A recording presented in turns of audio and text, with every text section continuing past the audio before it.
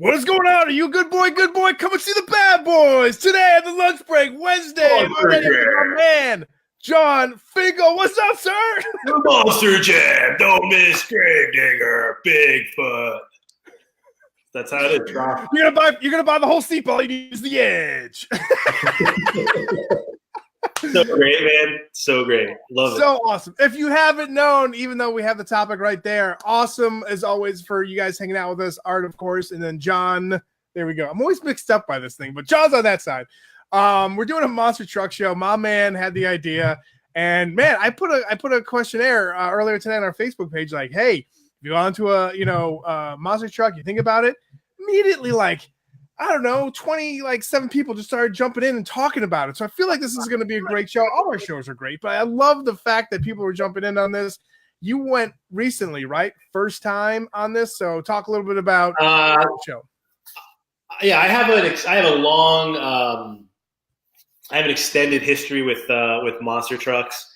I got to do a really cool story on them when I used to write for Yahoo Sports, where I actually sat in a monster truck and drove it a little bit, and it was amazing. And so when I went there, they gave me 2 complimentary tickets. So I took my nephew at the time, and I'd never been. I was already in my early 30s, and it was so awesome, dude.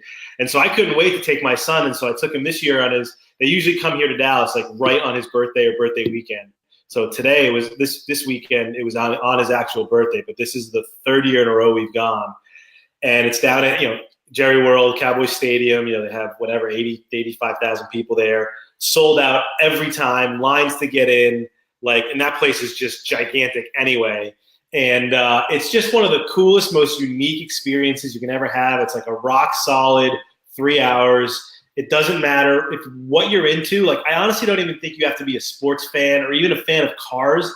It's a spectacle of kind of just stuff you never see on a regular basis. So I am a huge proponent, advocate of monster trucks and taking anyone, men, women, kids, daughters, sons, any age. If you haven't seen it before, it's just kind of the noise and the sound and the size of the trucks and the crashing and the flipping.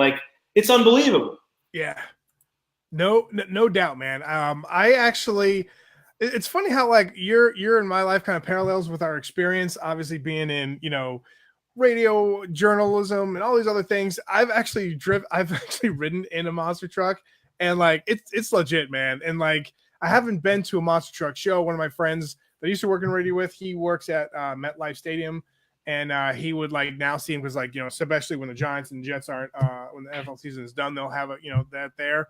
Oh man, it's fantastic. So just like you said, everything, we were joking in the beginning about are you a good boy, come to the bad boy, but that lives up to the hype because there's so, like you said, you're seeing things that are either you'll never see in real life, and if you do see in real life, you're stuck on a highway and there's a multi-car crash pile up and you're not going anywhere, right?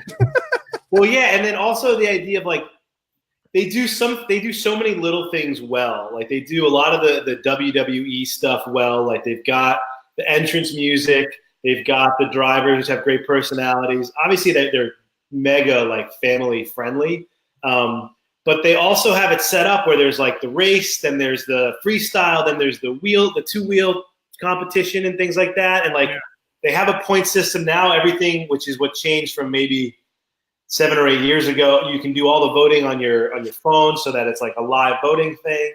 And it's what do they call it? A sensation for your senses, right? It's all kinds of cool stuff. Nice, man. So, we here Live with That, we like to make sure if we have some knowledge, we want to, partake it on to people who are watching, all the dads out there. So, like you said, you went there. So what are some of the, because I mentioned in our post and our script that we're going to be talking about the do's and don'ts.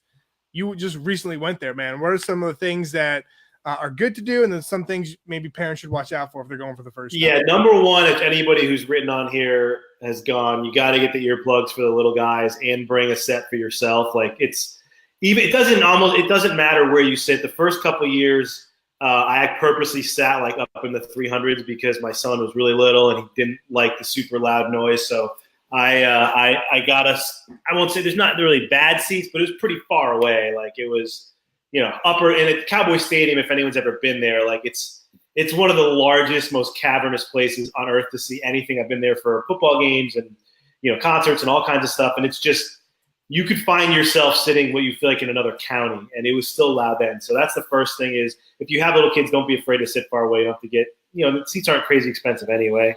Although here in Dallas, of course, everything at that stadium is like triple what they have to be anywhere else. But anyway, that would be my first one is like, because you'll ruin, I mean, they have them there if you forget, but like you can get them on Amazon for $10 and you're all set. But it'll ruin your experience the first time they really crank it up. Let me ask you this, because again, I've never been to them. I've driven in one. When you're going to a sporting event, it's always like you want like the seats closest to the event. NASCAR is the opposite. You want the tickets all the way up there. I know you said a little kid, you want it up there, but from a vantage point, where's like, let's just say you're going with kids that are, 10, 11, something along those lines that can, maybe handle the noise a little bit more. But I think no matter what, like I said, earplugs is no matter what. And if you're going to a NASCAR, go get earplugs as well. Yeah, cover yourself up. Talk a little bit about like what depending on what stadium you're in, there's going to be some good seats and bad seats, but is there an advantage for being above, below, or like, level? Yeah, I think that the one, and they get expensive obviously in the lower bowl, pretty much any stadium. Yeah. And because I got to cover it press wise, I've had like amazing seats for it and then whatever. We sat in the lower mid 200 level seats and it was fine. You're close enough where you can actually see everything and you can kind of hear them crunching all the cars and doing all that stuff. However, the one thing that you do miss, and again, I wouldn't probably spend, $150 or $200 or per seat. So you're getting $500 out the door with parking to sit to first level. But having got a press pass to do that, it is pretty awesome when you can actually, because they get 25, 30 feet in the air. Like when you're actually sitting below where they can jump and you can kind of see them go up like that, like that's pretty awesome. But I wouldn't pay for that. It's a little bit, I just wouldn't do it. But I think your 200 seats are good. You're far enough back where you're not getting gouged with the price, but you're also close enough where you're kind of at the jump height of some of the trucks. And you can sit, 50-yard line, or we sat in the kind of, I'd say what was like maybe the 5-yard line, almost in the corner going towards the end zone.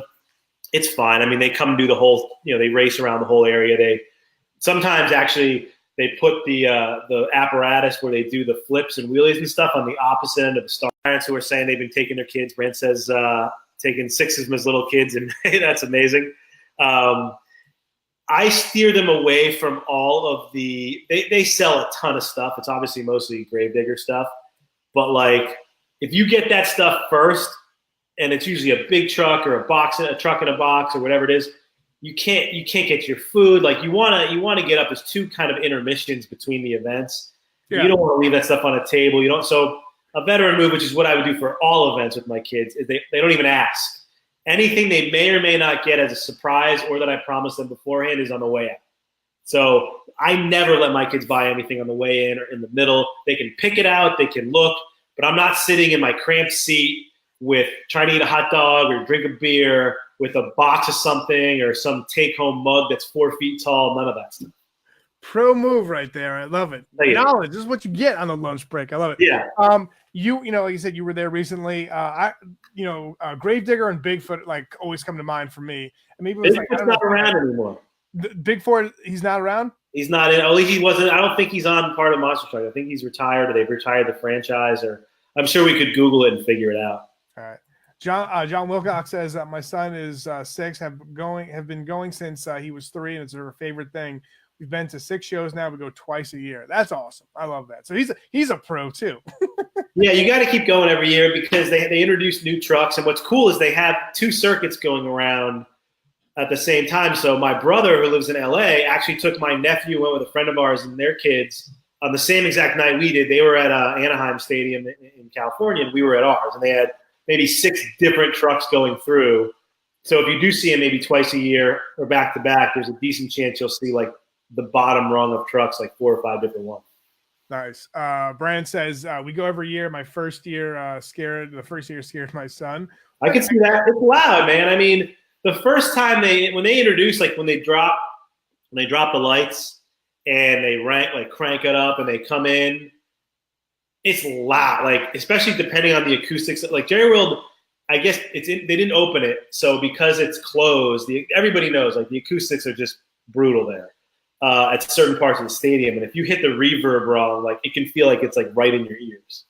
No, and that's usually when the stadium is closed, correct? Yeah, I've actually never. I've been to. Man, I've probably been to like 20 college football games there, and only a couple like just for covering it when I was working for the College Hall of Fame, and I've never seen it open. So I've never been there when it's open. I've been only 2 NFL games there because other than the Patriots, I don't really care.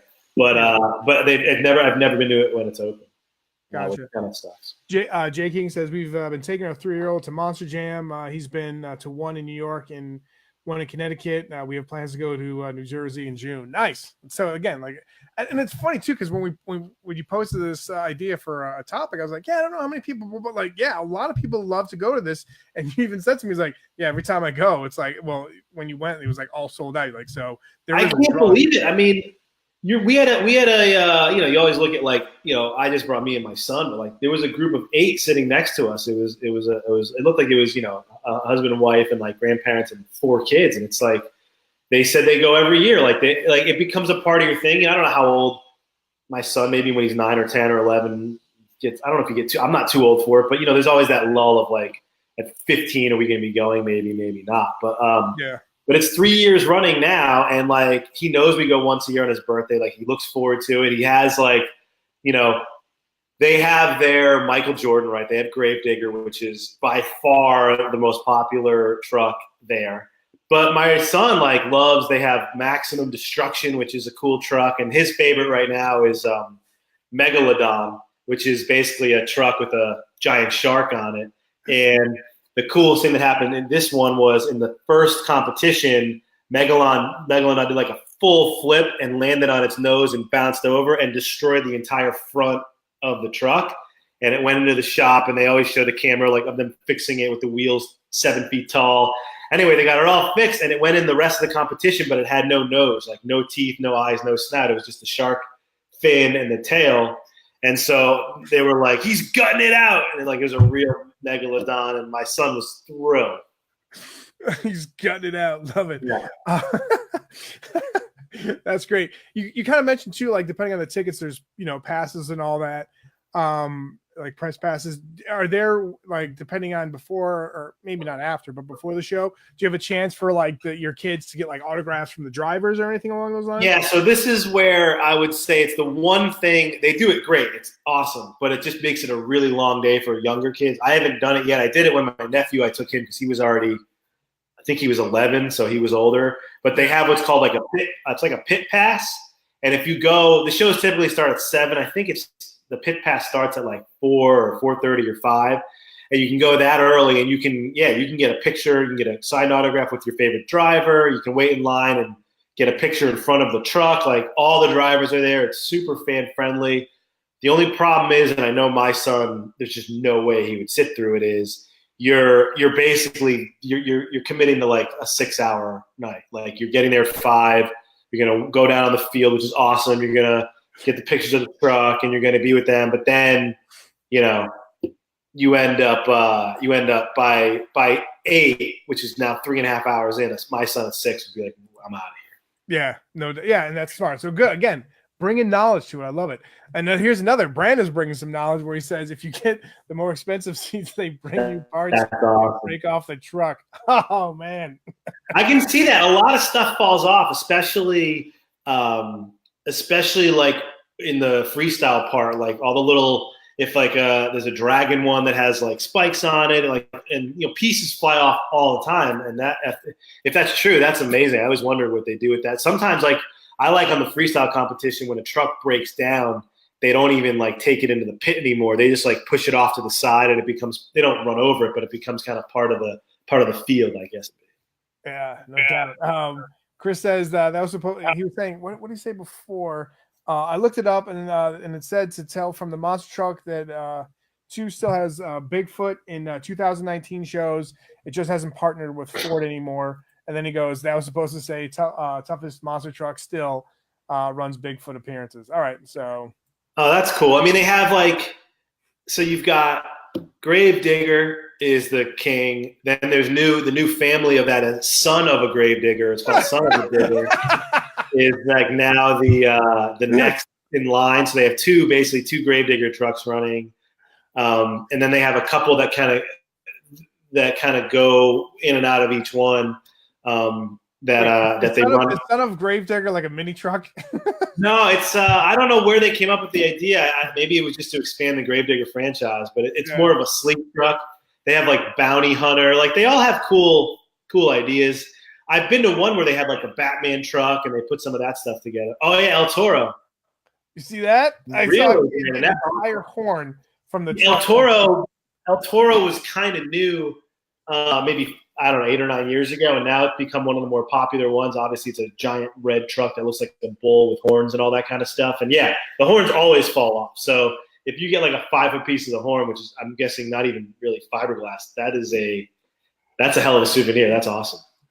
Nice. I like the ones that turn into robots and shoot like, Truckosaurus. Did you see anything like that there or no? No, they don't. I don't think that's I don't know if that's monster trucks or if it is like, I don't know. I haven't seen that particular thing, but like you can see like the fire spark underneath. Some of them have smoke that comes out the top or whatever. But yeah, it's I don't know, man. It's something else. I love this. Do you remember that game? I'm just kind of thinking of Kelly. He goes Truckosaur. Yeah, I always remember the commercials, and I thought of like Grimlock from Transformers when it looked like that's like a real life truck Grimlock. Oh man, what was I gonna say? With the autographs, all the pieces, totally forgot what I was gonna say. Oh shoot! Gravedigger will do that to you. He's Marco says, I've taken my boy and daughter for the last 2 years and they love it. Only suggestion to get from Amazon or other stores is ear noise canceling at the place. The event are too expensive or not as good. All right, so there's the thing. So make sure. Nice. Marco's weighing in. Make sure you get stuff before the event, because that's so true too. Because like I remember at the NASCAR event, I went with a company and they kind of put my way, but I remember talking to another spectator there, and like the sunscreen was like ridiculous for like a little tube. Like, how much did you just pay? Yeah, well, that's what happens with when you go there. Like the ones that you buy there have the earmuffs are shaped like monster truck tires, and it has like a monster truck logo. Like they're like $40, and I got the ones on Amazon for $9.99 or something. And I bring little like ones you get at CVS, like little sleep earplugs that you might use on an airplane. Like I don't use them the last 2 times. I haven't really used them in the beginning, but towards the end of the night, after a couple hours, like you just start. It's like a concert where in the beginning you don't hear it, like the onslaught, and eventually you're kind of just like, you know what? It's a little bit annoying, so I put them in, and you can still hear fine. Yeah, no doubt. Yeah, no doubt. We got share the picture, Dad or Alive. Let's see. I have a great one of me in front of Gravedigger. I can't share it. I'll put it in the comments after the show. Oh, that's fantastic. I don't know how to share a picture. You're talking about like is it almost like with the son of Gravedigger? This is where I kind of want to talk to you about. Was it kind of like the WWE where they have storylines and they have like factions against going each other? Because what it reminds me sometimes is, this is where I was going to. Remember that game Twisted Metal from like PlayStation? Yeah, I love that game. That game is awesome, but I just feel like are there storylines? Is there like anything going? Because you said it's like into 2 parts. Do they have anything along those lines where? Well, they all have like their 1 minute like hype video of like they each have a song, and then there's different drivers. Each truck has a couple of drivers, so there's like a hype video song, and then they'll show like where the driver's from, and like there was a driver who was from, I don't know, Grand Prairie, Texas, so people were going a little crazy where we were. But really the only one that you remember the whole time, and it's sort of like, remember like WWE, like back in like the heyday of Undertaker, when he would always go last, and like all the lights would drop out and the music would start and he would do his entry in the thing and the thunder would go, and like they do that with Gravedigger. So Gravedigger plays like they drop the lights and he races to Bad to the Bone, right? So you hear like and the place, dude, it goes bonkers, man. Like picture the loudest you've ever heard anything. Like the whole night you're waiting for Gravedigger to do this.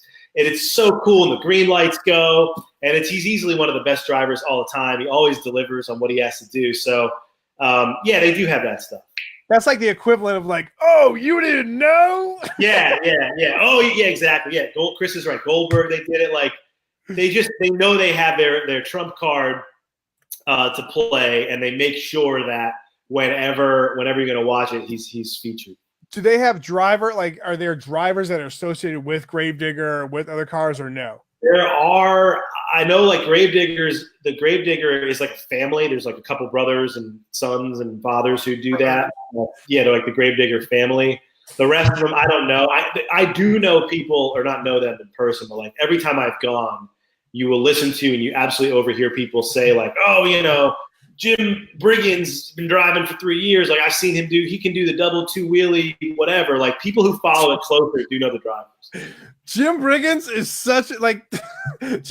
such a monster truck driver name, man. That is. Yeah, it's like I don't know, for some reason I guess I was going like with Tim Riggins and then it went to Jim Briggens. Love it. All right, thanks as always for checking out the Life of Dad lunch break show here Mondays and Wednesdays. Next week we'll have some great topics as always, but thanks always for weighing in. Yeah, Chris, you better call somebody. And while you're calling somebody, tell those people to order the Life of Dad book. Yes. Get it at Amazon, Books A Million, Barnes & Noble. Comes out the day after my birthday. So the best way we're starting you and I, we're going to start the Life of Dad monster truck. And it's be like Jim Briggens. But all right, back to the famous plug. Pick up the book. A lot of great things. John has been making some awesome graphics for it. We had Grant Hill and Titus Welliver in there. Just check it out. Yeah, check it out on go to my Twitter at Jon_Finkel. I have graphics coming out of like some of the best dad quotes from the book. If you watch Bosch on Amazon, we had a Titus Welliver quote yesterday, which is awesome, and it kind of went, I guess, in the dad world, it went viral. He retweeted it and wrote him thanks, stuff like that, and yeah, thank you, Dad. Yeah. Jim Briggens. Check out my review on the book. He's not in the book. Maybe he'll be in the Life of Dad book too. We'll do a fake biography. Yeah, Jim Briggens and the. That's great. Oh, that's awesome. All right, we call I don't know. My kids call me the sheriff, so like maybe the book like Jim Briggens driving sheriff. The sheriff. All right, thanks guys. You guys have a great rest of the week. We'll see you all on next Monday. Peace.